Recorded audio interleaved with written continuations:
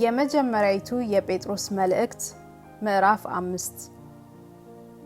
እንግዲህ እኔ ከነርሱ ጋር ሽማግሌ የክርስቶስም መከራ ምስክር ደግሞም ሊገለጥ ካለው ክብር ተካፋይ የሆንሁ በመካከላቸው ያሉትን ሽማግሌዎች እመክራቸዋለሁ። በእናንተ ዘንድ ያለውን የእግዚአብሔርን መንጋ ጠብቁ፣ እንደ እግዚአብሔር ፈቃድ በውድ እንጂ በግድ ሳይሆን በበጎ ፈቃድ እንጂ መጥፎውን ረብ በመመኘት ሳይሆን ጎብኙት። ለመንጋው ምሳሌ ሆኑ እንጂ ማህበሮቻችሁን በኃይል አትግዙ። የእረኞችም አለቃ በሚገለጥበት ጊዜ የማያልፈውን የክብርን አክሊል ትቀበላላችሁ። እንዲሁም ጎበዞች ሆይ ለሽማግሌዎች ተገዙ። ሁላችሁም እርስ በርስ እየተዋረዳችሁ ትህትናን እንደ ልብስ ታጠቁ። እግዚአብሔር ትዕቢተኞችን ይቃወማልና ለትሑታን ግን ጸጋን ይሰጣል።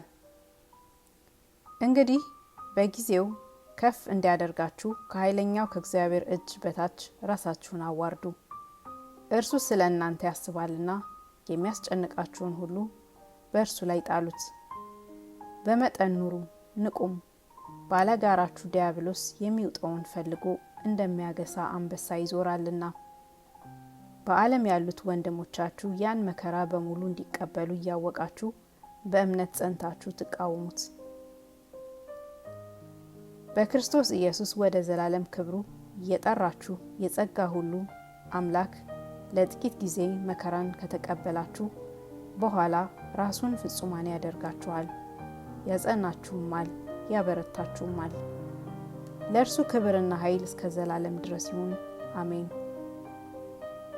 እየመከርኳችሁና የምትቆሙባት ጸጋ እውነተኛ የእግዚአብሔር ጸጋ እንድትሆን እየመሰከርሁላችሁ የታመነ ወንድም እንደሆነ በቆጠርሁት በስልዋኖስ እጅ ባጭሩ ጽፌላችኋለሁ። ከእናንተ ጋር ተመርጣ በባቢሎን ያለች ቤተ ክርስቲያን ልጄም ማርቆስ ሰላምታ ያቀርቡላችኋል። በፍቅር አሳሳም እርስ በርሳችሁ ሰላምታ ተሰጣጡ። በክርስቶስ ላላችሁ ለሁላችሁ ሰላም ይሁን፣ አሜን።